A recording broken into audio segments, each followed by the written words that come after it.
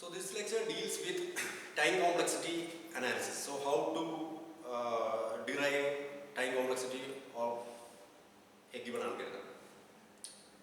So before that, what do you mean by time complexity? Time complexity is actually total time taken by algorithm to terminate. So total time taken by algorithm to terminate means the time gap between submission of input and generation of output. So that is what you mean by time complexity. So let me introduce the first approach to determine the time. That is, you can call, for the time being, you can call it as Navy approach. So what you can do is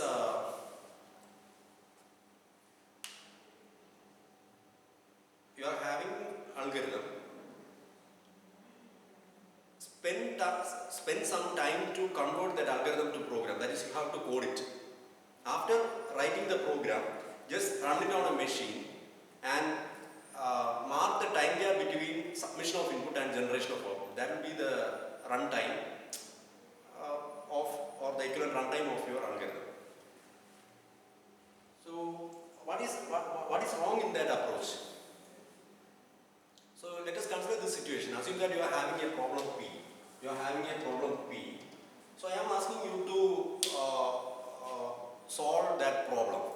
So assume that three of you have come up with three different algorithms, A1, A2 and A3. So my aim is to choose that algorithm which is efficient in terms of time and space. So for the time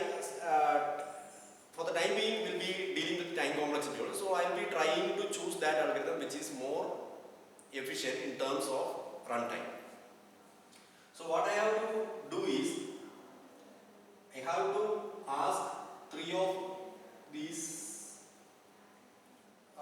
people to convert their algorithm to equivalent program. Let the program be P1 or let the code be C1, C2 and C3.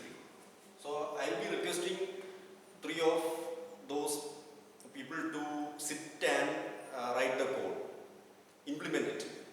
So you are having code C1, C2 and C3, and I will be running those codes C1, C2 and C3 in a particular machine. And I will be marking the time between submission of input and generation of output. So let the time obtained be T1, T2 and T3, and assume that T3 is lesser than T1 and T2. So if T3 is lesser than T1 and T2, then that means execution of code C3 is faster as compared to code C1 and C2, which indicates that algorithm A3 is efficient. So what happens is, I will be choosing only algorithm A3. I will be selecting algorithm A3 as my solution for problem P, and I will be discarding these two, rejecting these two. So what is wrong with this approach? So the problem is that time taken by these two people to implement algorithm A1 and A2 get wasted. So there exists wastage of human effort in this analysis process. So that is one drawback of this approach.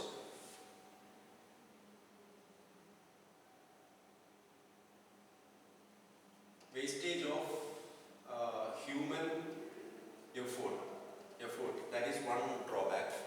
Then again, I can say that this technique is actually language dependent and machine dependent.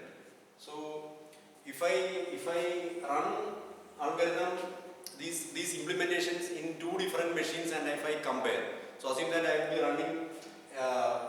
running C1 in one hardware, C2 in another hardware and C3 in the third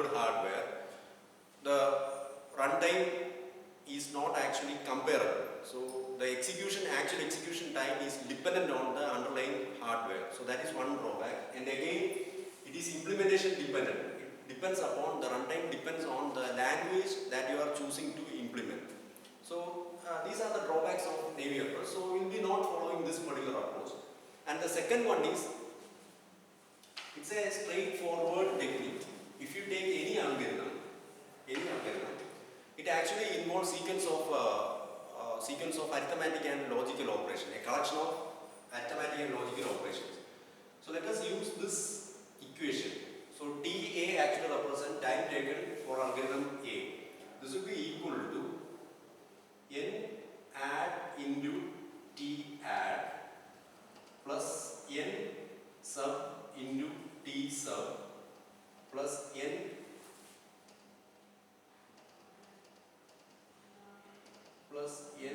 multiplication n mul into T mul plus n and into T and plus n or into T or plus etc. So if you take any algorithm, it actually involves a collection of arithmetic and logical operations. So if you are having number of additions in your hand and time taken for a single addition, multiply those two, you will be getting total time taken for the whole addition operation. Similarly, you will be getting, so this n add actually represent number of additions, T add represent time taken for single addition. So n sub represent time taken, number of subtraction operations, and T sub represent time taken for single subtraction. This is for the number of division operations, time taken for a single division.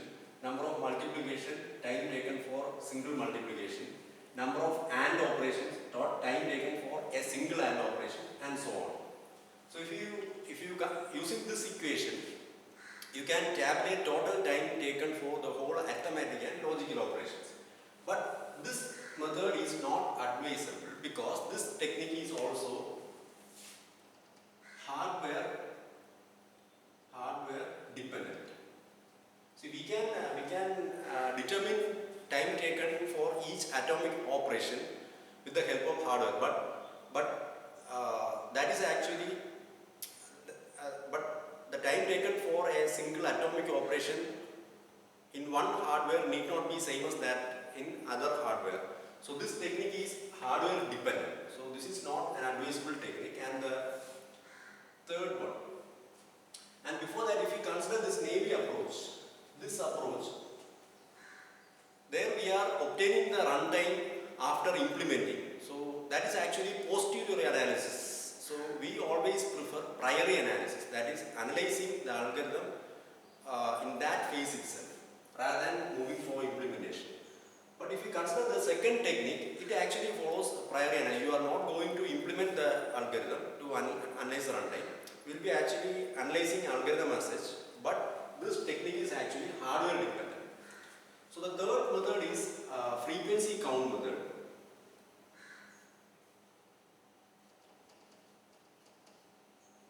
Frequency count method. So in this method, we have to count frequency of execution of each and every instruction. So in order to perform this frequency or analyze the algorithm using frequency count method, you have to represent your algorithm using some pseudocode representation. So hope you are familiar with pseudocode representation. Let us consider this this particular algorithm.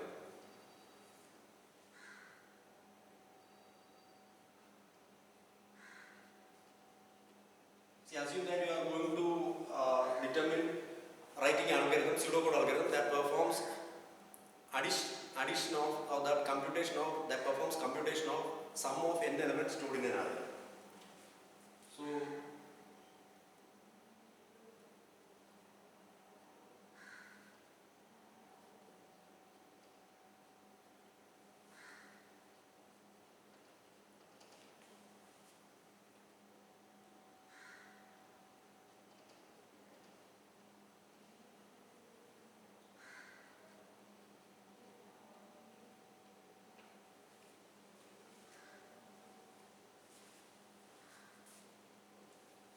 So here, if you consider the pseudocode representation,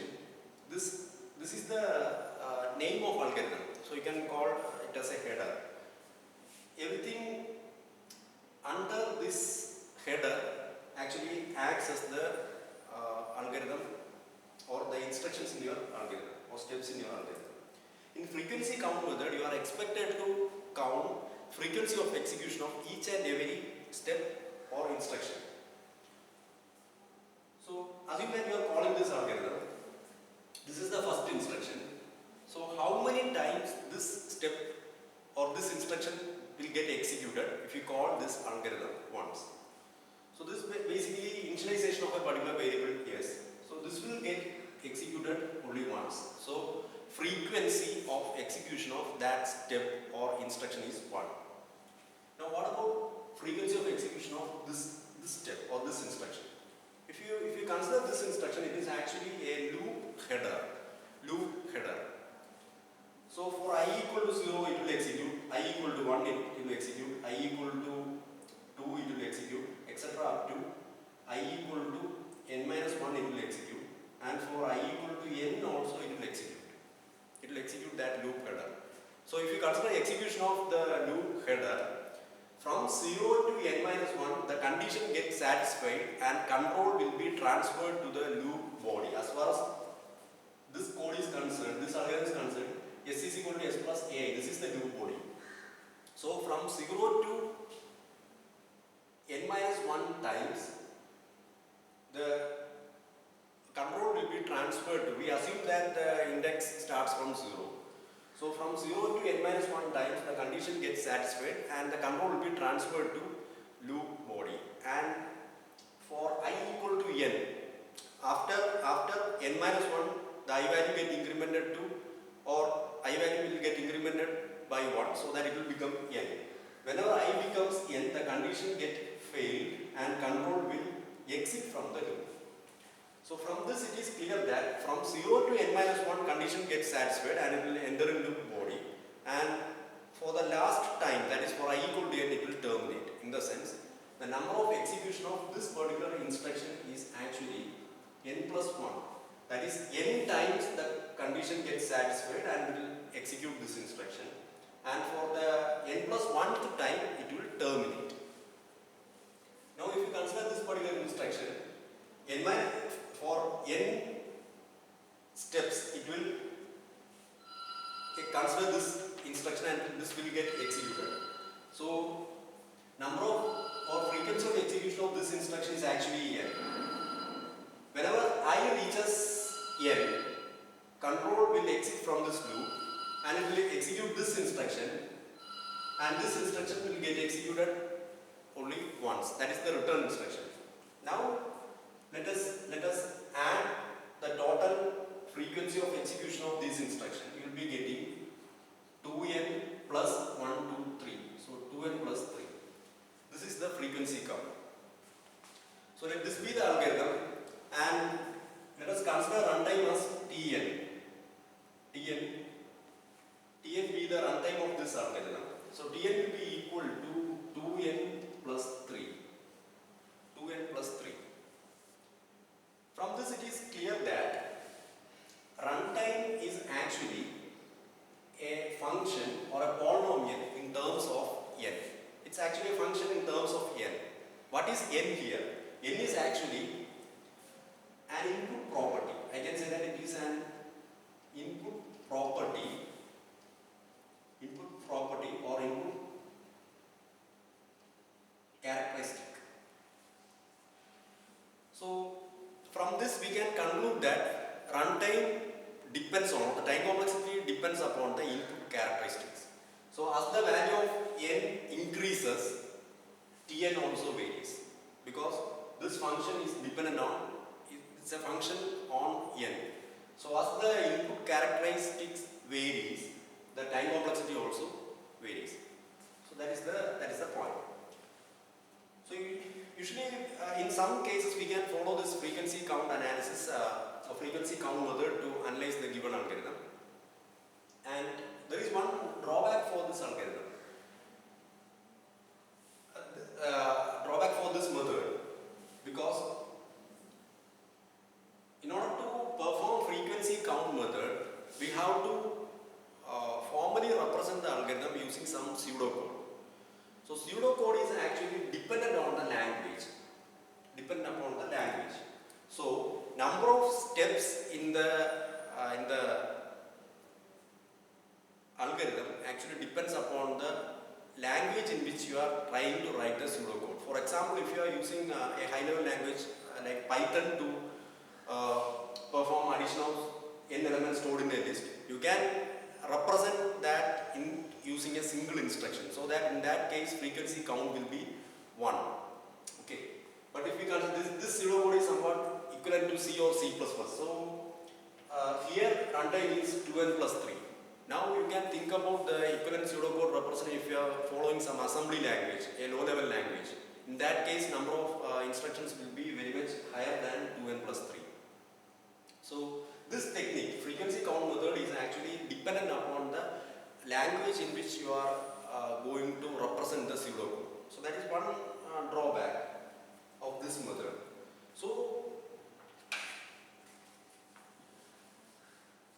you can use another technique to analyze the algorithm. We always try to follow this technique, that is count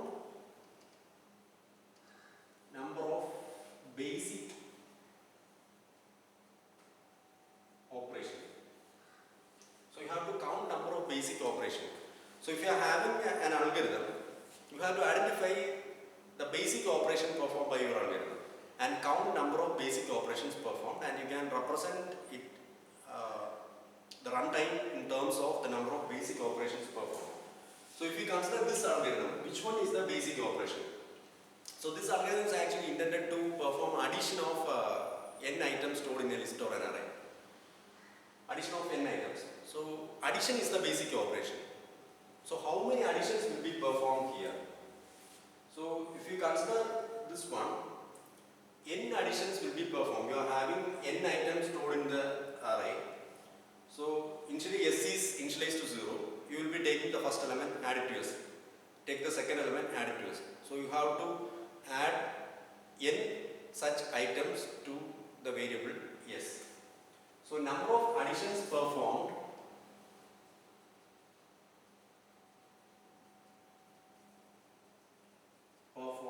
is n. So I can say that runtime is Tn is equal to n. Again, if you consider this particular analysis, we are having 2n plus 3. An interesting point is that in both cases, you can say that the runtime depends upon the input characteristics n, and both are actually two polynomials whose order is 1, whose degree is 1. So these two are polynomials that are linear, and you can compare these two. Both analysis actually gives the linear runtime.